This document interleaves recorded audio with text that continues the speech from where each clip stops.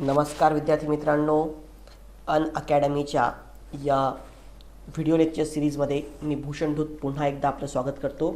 तर विद्यार्थी मित्रांनो, जसं की आपण डिस्कस करत होतो मागच्या लेक्चर्समध्ये आपण 2015चा जो पॅसेज होता, टॉलरन्सवरती आधारित पॅसेज होता तो बघितला. अगेन आता आपण येऊयात 2016च्या पॅसेजवरती. तर मित्रांनो, 2016चा हा जर का पॅसेज तुम्ही बघितला तर कम्प्लिटली अगेन हा फिलॉसॉफिकल पॅसेज आहे.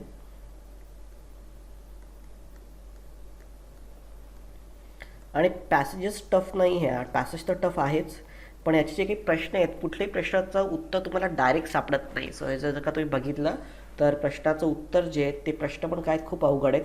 मी तुम्हाला प्रिफर करेल की अशा टाईपचं जर का एकदमच अवघड पॅसेज आला तर अटेम्प्ट करू नका. म्हणजे जर का आपण बघितलं, आता मागचं जर का तुम्ही 2015चा पेपर बघितला त्यामध्ये तो हैदराबादवाला एक पॅसेज होता, तो एकदमच इझियर होता, तर तो तुम्ही पूर्णतः अटेम्प्ट केला पाहिजे.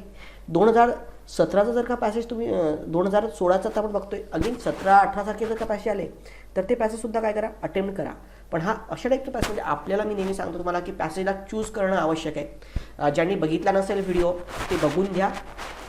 2019चा पूर्वपरीक्षेचा पेपर समोर ठेवून कशा प्रकारे पॅसेजचं सिलेक्शन करायचं हे मी त्याच्यामध्ये समजवलेलं आहे.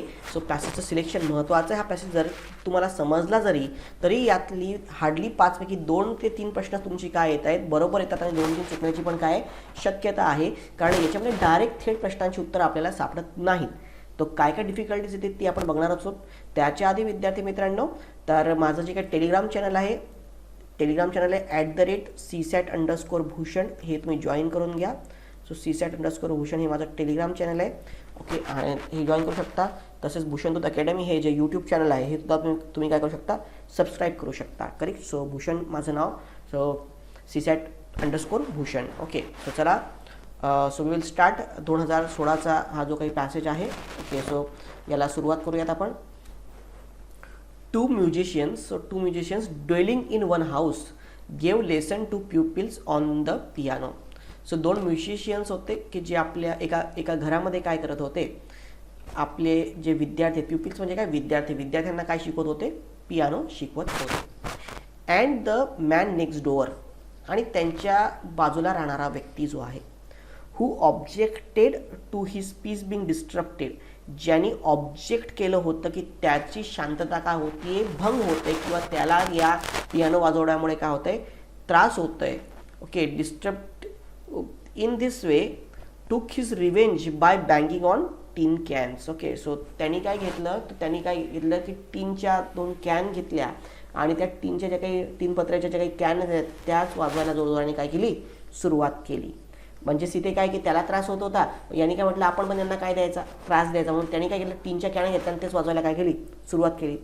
And otherwise making things unpleasant to the musicians, आणि अदरवाईज त्यांनी काय केलं, सो ह्या गोष्टी अनप्लिझंट वाटतील म्युझिशियनला, अशा गोष्टी त्यांनी करायला काय केली, सुरुवात केली.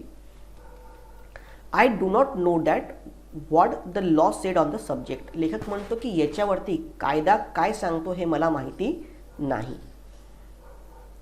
It may be admitted that annoyance were equal in effect, but they were not in a same in motive. Okay, so तो म्हणतो की असं तुम्ही काही लोक म्हणू शकतात की याच्यामध्ये जर तुम्ही बघितलं तर जे काही अनायन्स होतं, जो दोघांचा एकमेकाला होणारा त्रास होता, म्हणजे टिन कॅन जेंटलमॅनचा म्युझिशियनला आणि म्युझिशियन लोकांच्या पियानोचा त्या टिन कॅन जेंटलमॅनला, बरोबर आहे ना. सो या दोन्ही व्यक्तींचा एकमेकांना होणारा त्रास, जो काही अनायन्स आहे तो इक्वल असू शकतो, परंतु इथे मोटिव्ह जो होता तो दोघांचा पण काय होता, भिन्न होता. सो इथे दोघांचा पण मोटिव्ह काय होता, भिन्न होता, दोघांचा उद्देश भिन्न होता. इन वन केस, पहिल्या केसमध्ये the motive was reasonable one of earning honest living. Okay, so पहिल्या याच्यामध्ये काय आहे की पहिल्या याच्यामध्ये कदाचित तो शिकवत आहेत, बरोबर आहे ना. सो त्यांचा एक उद्देश असेल की त्यातनं काय कमाई करणं, ऑनेस्ट लिव्हिंग, रोजीरोटी कमवणं, हा पहिल्या केसमध्ये उद्देश होता. म्हणजे ते 2 जे काय होते, म्युझिशियन होते, ते आपल्या विद्यार्थ्यांना पियानो वाजवणं शिकवत होते. मग त्यांचं मोटिव्ह काय होतं की रोजीरोटी कमवणं, बरोबर आहे ना. सो काहीतरी पैसे कमवणं त्यातनं, हा त्याचा मोटिव्ह होता. There was no deliberate intention of being offensive to the neighbour. तिथे कोणतंही डेलिब्रेट इंटेन्शन, ते मुद्दाम उद्धटपणा नव्हता, की त्या मुद्दामून त्यांचा त्रास देण्याचा कोणताही तिथे उद्देश तिथे दिलेला नव्हता. Okay, so there is no, okay, so no deliberate intention of being offensive to the neighbour. In other case motive was admittedly to take a demonstration against the neighbour. So in other case, दुसऱ्या केसमध्ये काय होतं, so motive होता. Okay, so demonstration against the neighbour, नेबरच्या against demonstrate करणं हा काय होता, मोटिव्ह होता. Okay, so motive was admittedly to make the demonstration against the neighbour. So second केसमध्ये काय, इन जनरल एका प्रकारे त्यांच्या शेजाऱ्याला विरोध दर्शवणं हा काय होता, उद्देश होता. सो त्यांनी टीन कॅन जनरलने मुद्दाहून जोरात वाचायला सुरुवात केली ना, की त्यांनी काय ते प्रकारे विरोध दर्शवला, तुम्हाला त्रास देतो का, मी पण तुला काय देतो, त्रास देतो. सो तिथे मोटिव्हच होता, तिथे मोटिव्ह का होता, भिन्न होता. करेक्ट. सो ह्या दोन गोष्टींमध्ये डिफरन्स आहे. What is to be done in such circumstances, मग अशा याच्यामध्ये काय करायला पाहिजे.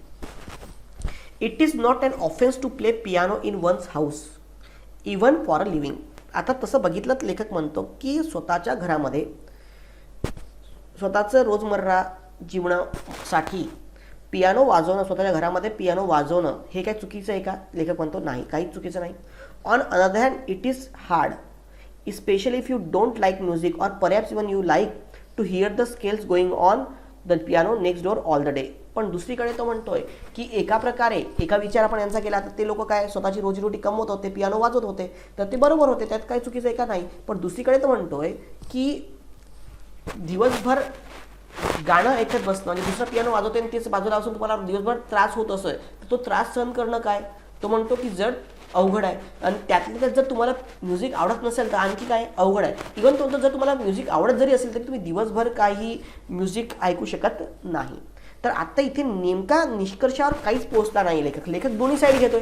तो म्हणतो की नाही, एका याची बाजूचा विचार केला तर हे पण बरोबर आहे, त्याच्या बाजूचा विचार केला तर ते पण बरोबर आहे. तो म्हणतो की तिकडे मोटिव्ह दोघांचं भिन्न भिन्न होतं. एका तो टिनके जेंटलमॅन जो आहे तो मुद्दामून त्रास देत होता, पण दुसरीकडे तो लेखक काय म्हणतो इथे की तुम्हाला एकीकडे स्वतःच्या घरात पियानो वाजवणं काही चुकीचं नाही, पण जर दुसऱ्याला त्रास होऊन राहिला तिथे तर तो पण काय दिवसभर ऐकत राहणार का, नाही. तर अजूनही लेखक जर का तुम्ही बघितलं तर तो कोणत्याही निष्कर्षावरती पोहोचलेला नाही. सो अजूनही तो कोणत्याही निष्कर्षावर पोहोचलाय का, कोणत्या निष्कर्षावर पोहोचलेला नाही. ओके, हां. सो अगेन पुढे बघा,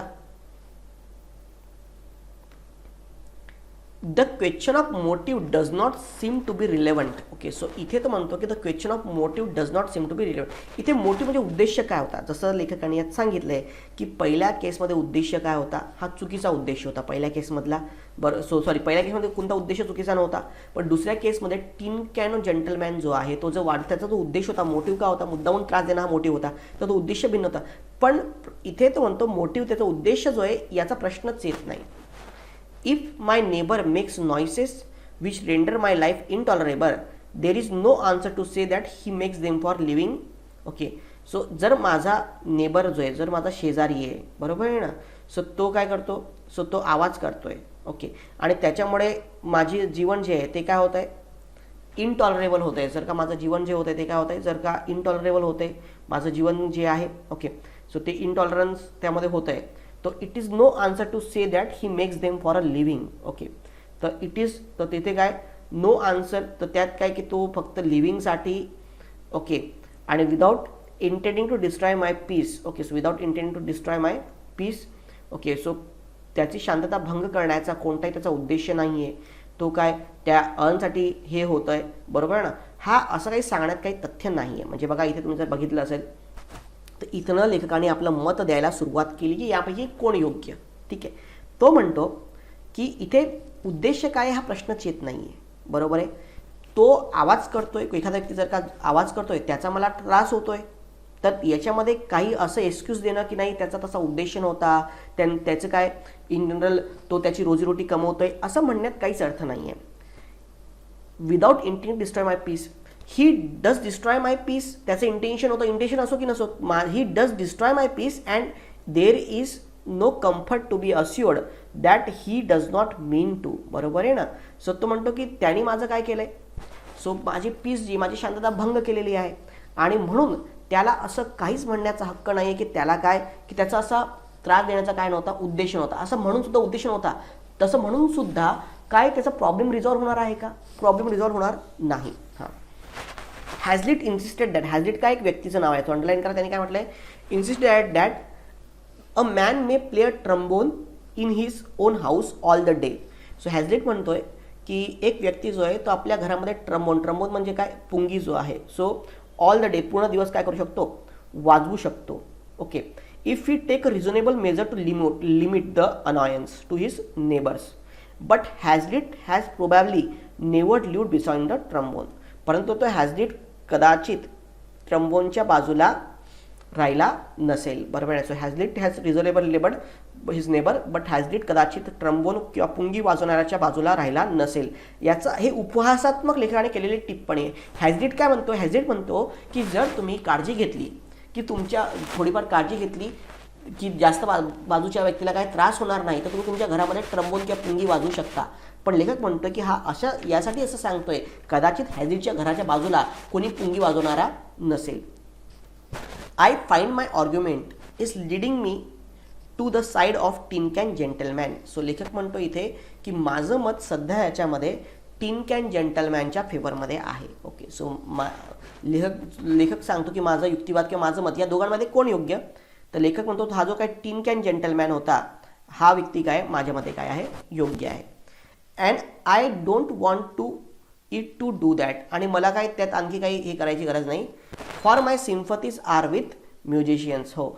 सो लेखक म्हणतो की मी फेवर करायचं झालं तर टिन कॅन जेंटलमॅनच्या मताने मी सहमत आहे. जर तो मला त्रास देतो तर मी पण त्याला काय देणार? त्रास देणार. बरोबर आहे. So that is tin can जेंटलमॅनचं त्याच्या तो फेवरमध्ये सांगतोय. ओके. परंतु तो म्हणतो इथे की त्याच्या सिम्पथीज जे आहेत, ओके, सो ती सिम्पथीज जी आहेत ती सिम्पथी किंवा त्याची सहानुभूती आहे. ओके. सो ती कोणाच्या फेवरमध्ये आहे? सो सहानुभूती जी आहे ती आहे त्या म्युझिशियनच्या सोबत. ओके.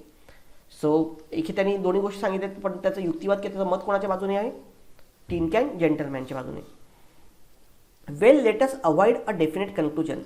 तर तो म्हणतो चला कोणत्याही फायनल युक्तिवादाला सोडूयात. ओके.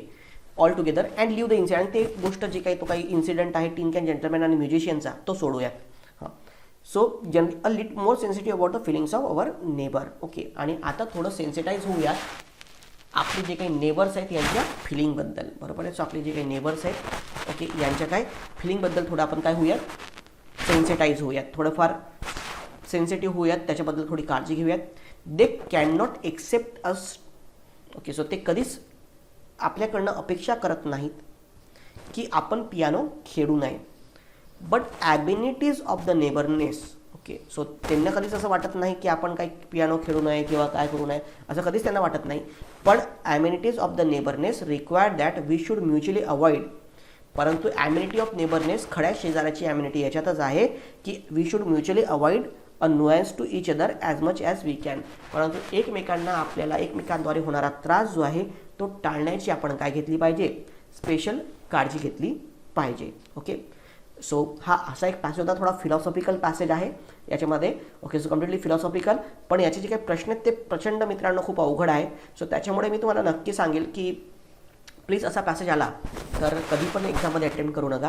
ओके. हां. दुसरं मित्रांनो, जसं मी प्रत्येक लेक्चरमध्ये सांगतोय की अनअकॅडमी या प्लॅटफॉर्मवरनं मी तुम्हाशी आज कम्युनिकेट करू शकतोय, त्याबद्दल त्यांचे धन्यवाद. तर मित्रांनो, त्यांनी तसेच असे अनेक कोर्सेस आणलेले आहेत. 1 वर्षाचा कोर्स, 6 महिन्याचा कोर्स, 3 महिन्याचा कोर्स, असे विविध कोर्सेस त्यांचे आहेत. सो हे तुम्ही कोर्सेस जॉईन करू शकता. आणि त्याच्यामध्ये सीसॅट, भूषण सीसॅट हा माझा कोड आहे.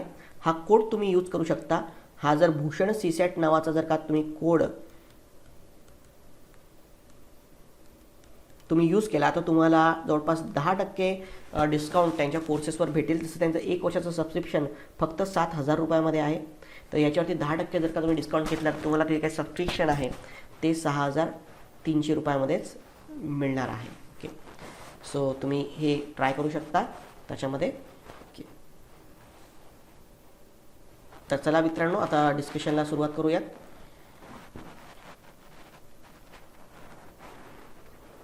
प्रश्न क्रमांक 46 बघूयात. Fill in the blank space with the best among the given option. So दिलेल्या पर्यायामधनं ओके योग्य ब्लँक स्पेस निवडा. Okay. So first fill the blank space. Okay. So filling the blank space with the best given option. The probability is strong that the musicians. So probability खूप जास्त strong आहे की musicians काय, so were earning their living by playing piano. Piano वाजून ते त्यांचं living जे आहे ते अर्न करत होते. हे होऊ शकतं, त्याची रोजीरोटी कमवत होते. Did not knew that did not know that they were causing discomfort to their neighbours. त्याच्या शेजाऱ्याला त्यांचा त्रास होत नव्हता हे कदाचित त्यांना माहिती नव्हतं असं आपण म्हणू शकतो का. इथे बघा त्यांनी मेन्शन केलेलं आहे and the man next door who objected his peace being disturbed in this way. So त्यांनी ऑब्जेक्ट केलं होतं त्याचं पीस डिस्टर्ब होतं आहे, त्यांनी अशा प्रकारे बदला घेतला त्यांचा. सो म्हणजेच त्यांनी हू ऑब्जेक्टेड दिस पीस बिंग डिस्टर्बटेड, तर त्यांनी ऑब्जेक्शन केलं आहे. म्हणजेच एखाद्या गोष्टी ऑब्जेक्शन करतो म्हणजे आपण त्याचा आक्षेप घेत होतो, ती गोष्ट बरोबर आहे ना, आक्षेप घेत होता तो. सो मग म्हणून त्यांना माहिती नव्हतं असं म्हणता येईल का आपल्याला. So did not know, so हे काय चुकीचं होईल. Knew they were causing discomfort to their neighbours. So ते डिस्कम्फर्ट करताय त्यांच्या नेबरला, हे कदाचित त्यांना काय असेल माहिती असेल. आता जर त्याच्या बाजूच्या व्यक्तीने त्यांच्यावरती आक्षेप घेतला होता, त्याच्यावरती वाजवायला त्यांनी टीन कॅनी जोरजोराने वाजवायला सुरुवात केली होती, त्याला बदला घेत होता, त्याने ही हॅज ऑब्जेक्टेड असं म्हटले ना, he has objected in this way that peace is being disturbed असं मेन्शन केलेलं आहे. म्हणजेच बरोबर आहे, आणि एखादा आक्षेप घेतोय तेव्हा तो त्यांना काय म्हणतो, तो ते समोरच्यावरती आक्षेप घेतोय, तो त्याच्यावरती काय बदला घेतोय, तर त्याला माहिती असेल की नाही, हे सुद्धा बरोबर होऊ शकतं. Did not care about anything their neighbour. So त्यांना त्रास होण्याची त्यांना काहीच केअर नव्हती असं आपण एकदम म्हणू शकत नाही. आता प्रोबॅबिलिटी संभाव्यता तो म्हणतोय, एक तर पर्याय क्रमांक 1 किंवा काय 2. तेअर अर्निंग, आता इथे त्यांनी मेन्शन काय केलेलं आहे की ते फक्त शिकवत होते त्यांच्या पीपल्सला, बरोबर ना. आता इथे फक्त इथे आलेलं आहे की इट इज, इथे हा लेखकाचा व्ह्यू आहे की कदाचित ते स्वतःचं काय ऑनेस्ट लिव्हिंग अर्न करतायत, हे कदाचित लेखकाचा व्ह्यू आहे की कदाचित ते करत आहेत. पण इथे कुठे थेट उल्लेखित एकदम आपल्याला इतकं माहिती पडत नाही की प्रोबॅबिलिटीमध्ये की ते अर्निंग किंवा त्यातनं रोजीरोटी कमवत होते, त्यांच्या जीवनाची रोजीरोटी कमवत होते असं कुठेही सापडत नाही. पण त्यांनी ऑब्जेक्ट केलं होतं, म्हणजेच काय की they knew that they were causing discomfort to their neighbours. हे काय होईल, जास्त बरोबर होईल. सो याची प्रोबॅबिलिटी काय होईल, जास्त योग्य होईल. सो म्हणून तुमचं उत्तर काय, 46चं उत्तर काय, पर्याय क्रमांक 3. So 46 this answer is option number 3. Then fill in the blank space based among the given option, or perhaps even more if you do. In the last sentence of the first paragraph suggested that. बघा इथे त्याने ते म्हटलेलं आहे ना. हां, so बघा, especially if you don't like music, और perhaps even more if you do, to hear the scales going on the piano next day all. Okay, so it is hard specially. So तो म्हणतोय की दिवसभर ते ऐकत राहणं, तसं ते गाणं वाचते ते ऐकत राहणं काय. सो ऑर परहॅप्स, तुम्हाला जरी आवडत असेल तरी, even more if you do, बरोबर आहे ना. In the last sentence of first paragraph suggested that, काय सजेस्ट करतोय, पियानो नॉट बिंग प्लेड वेल, ते पियानो चांगले वाजवत नव्हते असं म्हणता येईल का आपल्याला. Piano is being played well, मग तू कशाला सहन करणार, play is being played well हे म्हणता येईल का तुम्हाला. It is hard to hear the scales going on. Yes, so perhaps तुम्हाला आवडत जरी असेल तो म्हणतो तरीही ते ऐकत बसणं काय आहे, अशक्य. That means what, it is hard to hear the scales going on, बरोबर आहे ना. One can't sit listening piano all the day. So पूर्ण दिवसभर कोणी ऐकत बसू शकत नाही. अरे पण ऐकत बसू शकत नाही, पण याचा अर्थ काय का, कारण ते जे ध्वनी आहे किंवा ते जे ते सहन होत नाही ना, आपल्याला त्याचा त्रास होतो दिवसभर तेच ते ऐकणं वगैरे, गाणं ऐकणं. सो बेटर उत्तर पर्याय क्रमांक 3, it is hard to hear the scales going on. So 47चं उत्तर करणार पर्याय क्रमांक 3.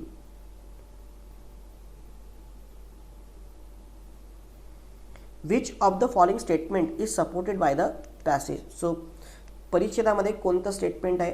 ओके, सो याला हा परिच्छेद काय करतो, सपोर्ट करतो. हॅझलिट लाईक लिसनिंग द ट्रम्बोन. आता बघा हॅझलिटचा उल्लेख कुठे आलेला आहे. हां, बघा हा काय म्हणतो इथे पॅसमध्ये, हॅझलिट इन्सिस्टेड दॅट, हॅझलिट इन्सिस्ट केलं आहे की तुम्ही तुमच्या घरामध्ये you may play trombone in his own house. एखादा व्यक्ती आपल्या घरात trombone, if you took reasonable measure to limit the noise, जर त्याचा जास्त लोकांना त्रास होणार नाही, त्या आवाजाची काळजी घेणार, तर व्यक्ती आपल्या घरामध्ये ट्रम्बोन वाजवू शकतो to his neighbours. Okay, but लेखक इथे लेखक काय म्हणतो, but Hazlitt has probably never lived this. पण लेखक म्हणतो की कदाचित असं वाटतं की हॅझलिट कधीही कोणी ट्रम्बोन वाजवणाऱ्याच्या घराच्या बाजूला राहिला नसेल. मग हॅझलिट लाईक लिस्निंग ऑफ ट्रम्बोन असं म्हणता येईल का आपल्याला, की हॅझलिट आवडायचं, असं आवडीबद्दल त्याला काय आवडायचं असं कुठे उल्लेख केलेला आहे का, नाही. फिलॉसॉफिकल पॅसेज त्याला काय आवडायचं किंवा नाही आवडायचं असं आपण काही भाष्य करू शकत नाही. Hazlitt did not like listening of trombone, हॅझलिटला ट्रम्बोन वाजवणं काय होत नव्हतं, सो त्याला आवडत नव्हतं. डिज नॉट लाईक, अरे उलट हॅझलिट म्हटलं की तुम्ही तुमच्या घरात वाजवू शकता जर तुम्ही, तर त्याला आवडत होतं की आवडत नव्हतं असं काही आपण भाष्य करू शकतो का, आपण काही कोणतं भाष्य याच्यावरती करू शकत नाही. Hazlitt had a little idea about the loudness of trombone. Okay, so हॅझलिटला काय होती, सो लाऊडनेस जी आहे, बरोबर ना. सो जे काही ट्रम्बोन आहे त्याचा आवाज किती होता, त्याचा याच्यामध्ये त्याला फारच कमी आयडिया होती. आता बघा ना, यांनी मेन्शन केलं आहे की हॅझिट सांगतोय की उपवासात्मक लेखक बोलला आहे की हा म्हणतोय की तर तुम्ही तुमची जर काळजी घेतली की इतरांना काय होणार नाही, त्रास होणार नाही, तर तुम्ही तुमच्या घरामध्ये काय ट्रम्बोन किंवा पुंगी काय वाजू शकता. पण तो but Hazlitt has probably never lived beside a trombone. पण तो म्हणतो की कदाचित हॅझिट जो आहे तो ट्रम्बोन वाजवणाऱ्याच्या घराच्या बाजूला कधीच राहिला नसेल. बरोबर ना. So Hazlitt has probably never lived beside the trombone. Okay. So म्हणून इथे जर का तुम्ही बघितलं तर had never lived beside the trombone असं मेन्शन केलेलं आहे याच्यामध्ये. ओके. हां, तर मग इथे हे जे विधान आहे, okay, Hazlitt has probably never lived beside the trombone, म्हणजेच उपवासात म्हटलं की कदाचित याच्या घराच्या बाजूला कोणी पुंगी वाजवणारा नसेल, म्हणून हा इतका आपल्याला ध्यान पासतोय असं लेखक बोलला आहे. याचा अर्थच काय की म्हणजेच काय की हॅझिट हॅज लिटिल आयडिया, म्हणजेच हॅझिटला कदाचित ट्रम्बोनमुळे होणाऱ्या त्रासाची आयडिया नसेल की किती आवाज त्याचा येतो, हे होऊ शकतं. The annoyance caused by trombone can be limited. हॅझिटला काय, सो हॅझिट तो अनायन्स जो आहे किंवा तो त्रास आहे, बरोबर ना, ट्रम्बोनमुळे होणारा, तो लिमिटेड आहे असं सुद्धा आपण कोणतेही भाष्य करू शकत नाही. सो म्हणून 48-48चं उत्तर काय ना तुमचं पर्याय क्रमांक 3.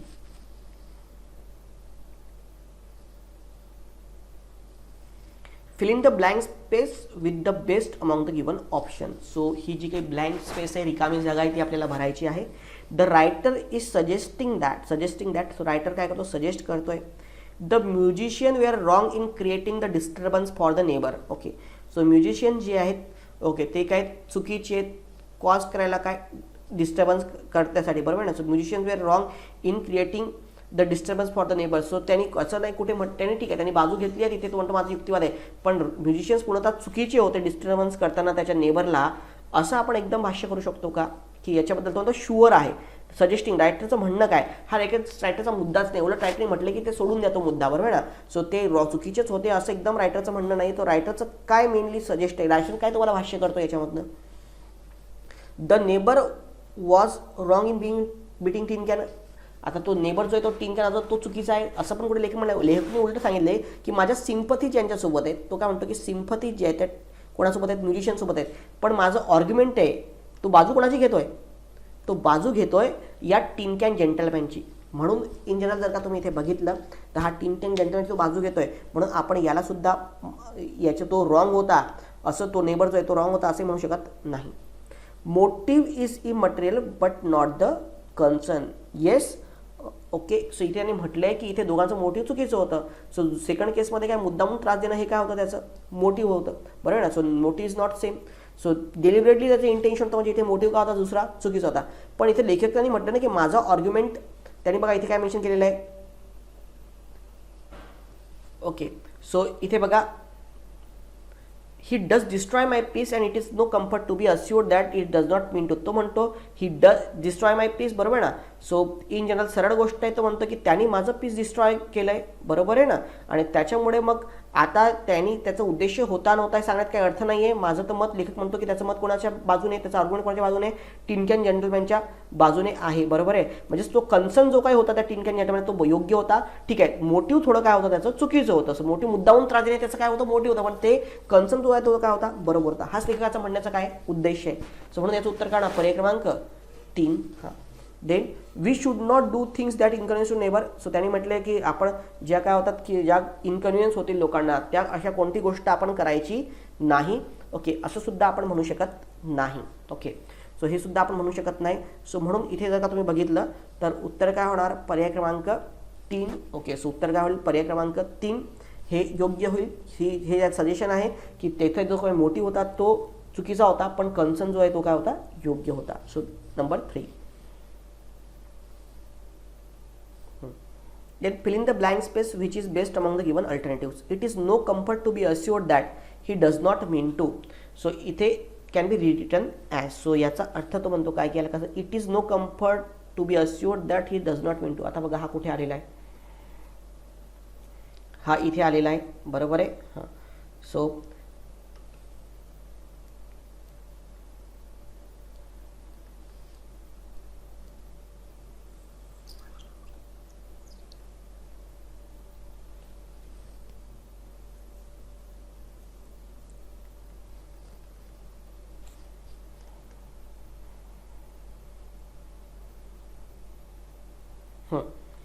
बघा त्यांनी मेन्शन केलं he does destroy my peace and it is no comfort to be assured that he does not mean to. तो म्हणतो की त्यांनी मला काय दिलाय, त्रास दिलाय, त्यांनी माझं पीस काय केलं, डिस्ट्रॉय केलंय. आणि त्याच्यामध्ये काही अर्थच नाही आहे की त्याचा असा म्हणण्याचा उद्देश नव्हता. अरे उद्देश होता नव्हता ती गोष्टच नाही. मला त्रास होतोय तर मी दुसऱ्याला काय देणार, त्रास देणार. त्याला त्रास होतोय ना. सो त्यांनी सांगून त्यांनी काही फरक पडणार आहे का की त्याचा असा सांगण्याचा उद्देश नव्हता वगैरे. म्हणजे याचा अर्थ काय ना, it is comfort to be assured that he means to. Again assured does not help. Yes the assurance does not help. बरोबर. अश्युअर तुम्ही जर केलं की नाही नाही आमचं असं द्यायचं होतं पण त्यांनी काय फरक पडणार आहे का, त्याला त्या आवाजाचा काय होतोय, त्रास होतोय. बरोबर आहे ना. सो एक होऊ शकतं. Again assurance is not honest. Assurance is not honest.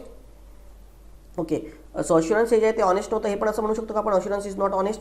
Comfort can not be assured. बरोबर आहे ना. हां येस बेटर आहे. अश्युरन्सपेक्षा मग इथे आपण जास्त बेटर दिला. So comfort can not B assured. तुम्ही जर म्हटलं की इथे अश्युरन्स त्यांनी जरी दिलं, अरे पण त्यांनी पण काय फरक पडेल का, त्याला कम्फर्टनेस येणार आहे का, नाही येणार आहे, त्याला त्रास होणारच आहे. सो दॅट मीन्स वॉट की तुम्ही फक्त जरी अश्युरन्स जरी सांगितलं की नाही नाही आमचा असा उद्देश नव्हता पण त्यांनी त्याचा होणारा त्रास तो थांबणार आहे का, नाही थांबणार आहे. सो म्हणून तुमचं उत्तर काय होणार, पर्याय क्रमांक 4 comfort can not B assured. Correct. So विद्यार्थी मित्रांनो अशा प्रकारे हा होता पेपर आपला आपण डिस्कस केला आहे. काय फार अवघड पॅसेज होता मित्रांनो. मी तर म्हणेल बघा आता एकही असा यातला प्रश्न नाही आहे, तुम्ही जर का पॅसेजमधला बघितला तर एकही प्रश्न असा नाही आहे की तो एकदम डायरेक्टली आपल्याला सापडतो. फार अवघड टाईपचा हा काय थोडा पॅसेज आहे, यातनं चुकण्याची शक्यता खूप जास्त असते. म्हणून असे जर का पॅसेज आलेले असेल 2016चे जे आहेत टू म्युझिशियन्स ड्वेलिंग, सो हे सॉल्व करायचे नाहीत. ओके. सो 2016चा हा होता पेपर की याचा आपण इंग्लिश कॉम्प्रिहेन्शन बघितला. ओके. सो मित्रांनो होप सो तुम्ही तुमचे आयडियाज क्लिअर होत असतील. आता नेक्स्ट लेक्चरमध्ये आपण बघूयात 2017चं इंग्लिश कॉम्प्रिहेन्शन. ओके. हां. सो धन्यवाद मित्रांनो. Thank you very much.